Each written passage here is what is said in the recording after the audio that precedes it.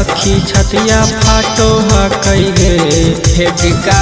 कहिए सखी छतिया फट हकई गे कि कोढ़िया होलिया में दोरिया हमर चाट हकई गे कि पियावा होलिया में कोढ़िया दोरिया चाट हकई गे।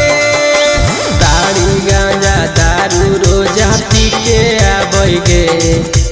ताड़ी गांजा दारू रोजा पी के आबई गे कि कोढ़िया होलिया में धोरिया हमर चाट हकई गे कि पियावा होलिया में कोढ़िया धोरिया चाट हकई गे।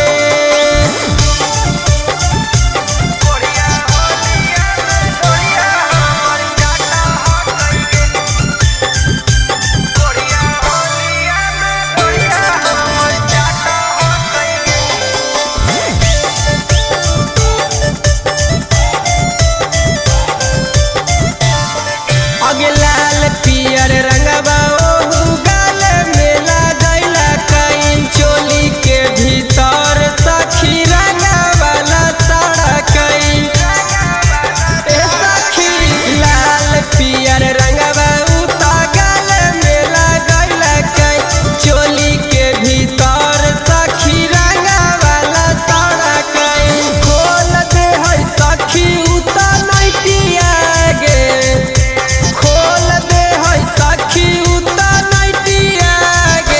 कोढ़िया होलिया में धोरिया हमर चाट हकई गे कि पियावा होलिया में धोरिया हमर चाट हकई गे।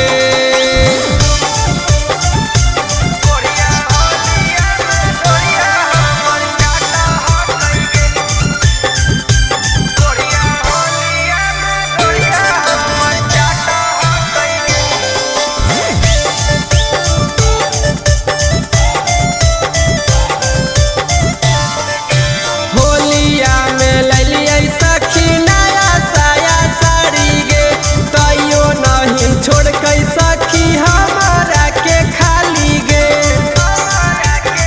सखी